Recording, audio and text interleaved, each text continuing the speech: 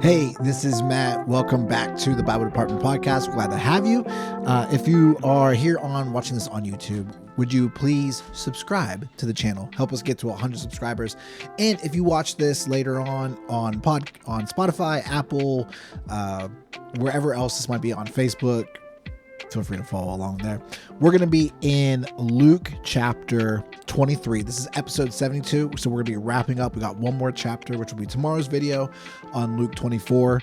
And so we're going to go ahead and just get right into this video. So this is Luke 23.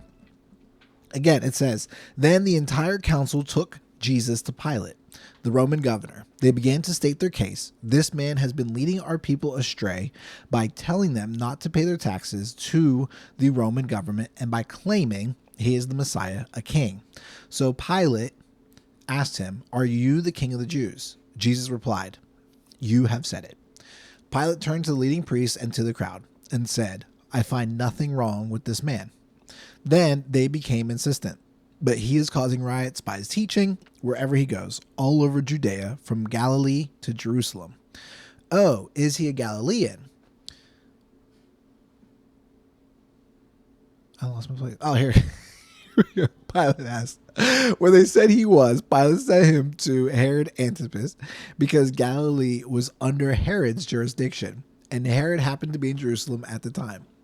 Herod was delighted at the opportunity to see Jesus because he had heard about him and had been hoping for a long time to see him perform a miracle. He asked Jesus question after question, but Jesus refused to answer. Meanwhile, the leading priests and the teachers of religious law stood there shouting their accusations. Then Herod and his soldiers began mocking and ridiculing Jesus. Finally, they put a royal robe on him and sent him back to Pilate. Herod and Pilate, who had been enemies before, became friends that day. That's cute. Then Pilate called together the leading priests and other religious leaders along with the people, and he announced his verdict. 'You brought this man to me, accusing him of leading a revolt. I have examined him thoroughly on this point in your presence and find him innocent.' Herod came to the same conclusion and sent him back to us. 'Nothing this man has done calls for the death penalty. So I will have him flogged, and then I will release him.' Then a mighty roar from the crowd, and with one voice they shouted, 'Kill him and release Barabbas to us.' Barabbas was in prison for taking part in an insurrection in Jerusalem against the government and for murder. Pilate argued with them because he wanted to release Jesus, but they kept shouting, 'Crucify him.' For the third time he demanded, 'Why? What crime has he committed? I have found no reason to sentence him to death. So I will have him flogged, and then I will release him. But the mob shouted louder and louder, demanding that Jesus be crucified, and their voices prevailed. So Pilate sentenced Jesus to die, as they demanded. As they had requested, he released Barabbas, the man in prison for insurrection and murder. But he turned Jesus over to them to do as they wished. As they led Jesus away, a man named Simon, who was from Cyrene, happened to be coming in from the countryside. The soldiers seized him and put their cross on him and made him carry it behind Jesus. A large crowd trailed behind, including many grief-stricken women. But Jesus turned and said to them, 'Daughters of Jerusalem, don't weep for me, but weep for yourselves and for your children. For the days are coming when they will say, fortunate indeed are the women who are childless, the wombs that have not borne a child, and the breasts that have never nursed. People will beg the mountains, fall on us, and plead with the hills, bury us. For if these things are done when the tree is green, what will happen when it is dry?' 2 others, both criminals, were led to be executed with him. When they came to a place called the Skull, they nailed him to the cross, and the criminals were also crucified, one on his right and one on his left. Jesus said, 'Father, forgive them, for they don't know what they are doing.' And the soldiers gambled for his clothes by throwing dice. The crowd watched, and the leaders scoffed. 'He saved others,' they said. 'Let him save himself if he is really God's Messiah, the chosen one.' The soldiers mocked him too by offering him a drink of sour wine. They called out to him, 'If you are the King of the Jews, save yourself.' A sign was fastened above him with these words, 'This is the King of the Jews.' One of the criminals hanging beside him scoffed, 'So you're the Messiah, are you? Prove it by saving yourself and us too while you're at it." But the other criminal protested, "Don't you fear God even when you have been sentenced to die? We deserve to die for our crimes, but this man hasn't done anything wrong." Then he said, "Jesus, remember me when you come into your kingdom." And Jesus replied, "I assure you, today you'll be with me in paradise." By this time it was about noon, and darkness fell across the whole land until 3 o'clock.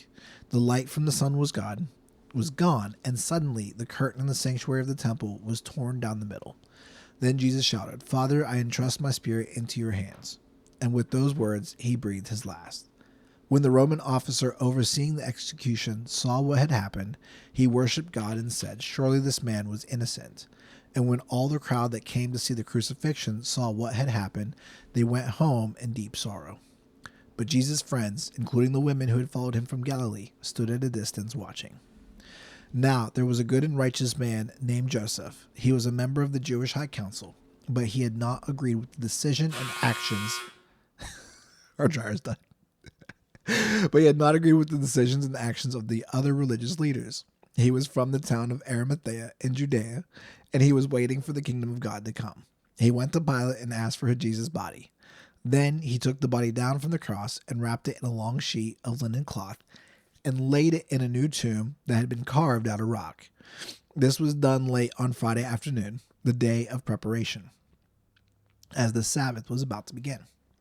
As his body was taken away, the women from Galilee followed and saw the tomb where his body was placed. Then they went home and prepared spices and ointments to anoint his body. But by the time they were finished, the Sabbath had begun, so they rested as required by the law. And that is Luke chapter 23. Yeah, 23. So here's what I've found in Luke 23.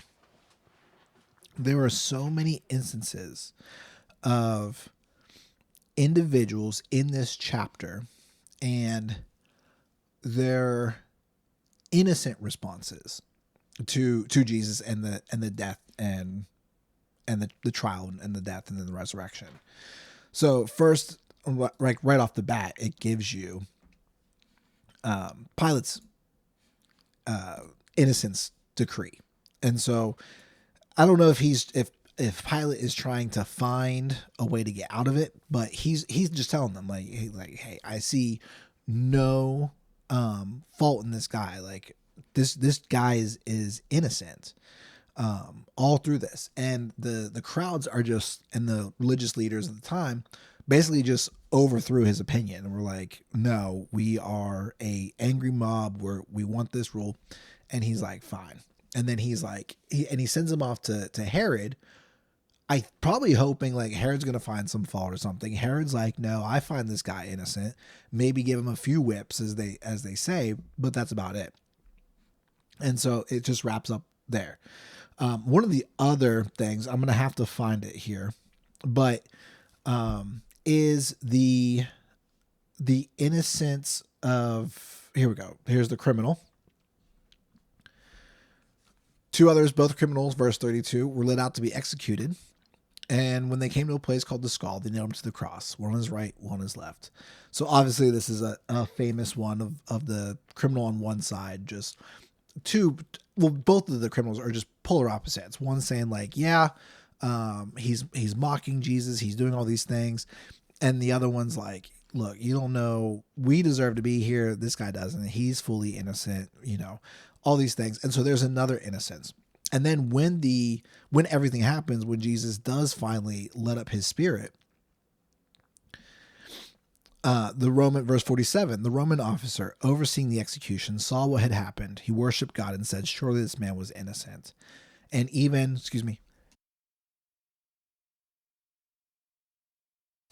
okay, I thought, wait, oh my goodness. Oh, I'm dying. Allergies, man. Where was I? Oh yeah. So there was the Roman officer was innocent, and in the burial for Joseph, he went to Pilate and asked for the body, and so there's all these signs of innocence here, And there's one more person that I want us to look at. And so I need to go back up to find it. But these are at least 3 mentions. It's in Luke, it's in Matthew, it's Matthew chapter 27. And I didn't look it up, but I want to say it's Mark 15. Yeah, Mark 15. Okay, I did have it pulled up. Awesome. So in here Luke 23, Matthew 27, and finally in Mark 15, there's 3 introductions to Simon of Cyrene. And it's very simple.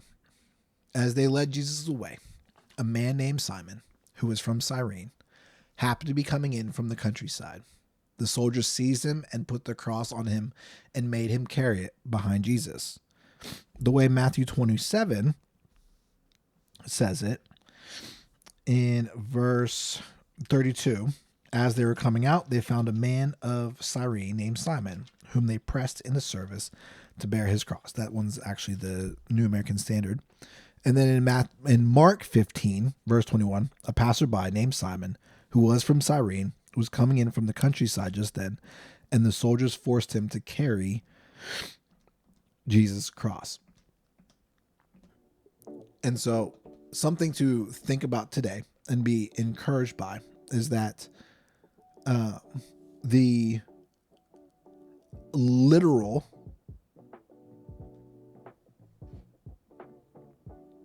application, I guess you could say, of what Jesus talked about, where it said to give up your life, to follow him, to pick up your cross. You know, Jesus is the one that was given the cross in this place at the crucifixion.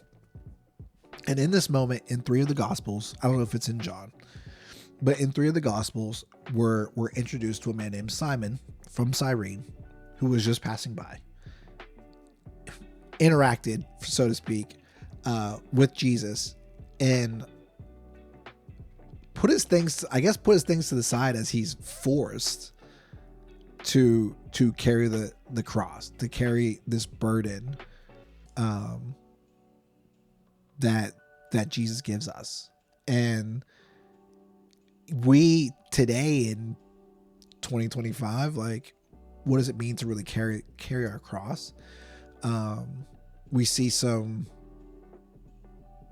an example of it here. I mean, it's really just a small peek into what it means, and it's a different context, I guess, but it's something we talked about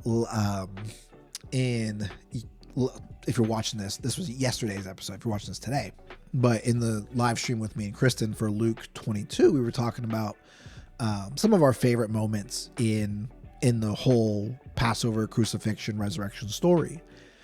And another one of mine is Simon. This difference. Well, it's a different Simon. You know, one Simon, Peter's like, oh yeah, I'm going to be with you to the end. And then he's nowhere to be found as he denies Jesus 3 times. And now here's another Simon who's like, all right, I'm going to carry this cross. So, tale of 2 Simons, I guess, man. But that's it for this video. So I hope you all enjoyed it, and just some little insight into the innocence, and then Simon, who, yeah, would have been another innocent person, but had to, in that moment, carry that cross for like what Jesus does. So that's really cool. It's neat. But I'm Matt with Cincy. Thanks for watching. And again, if you're here, subscribe to the channel. We appreciate it here on YouTube. And again, if you're following along on Facebook or Spotify or Apple Podcasts, we ask that you follow us there too, as we will upload videos Monday through Friday. So until then, we'll see you. Bye.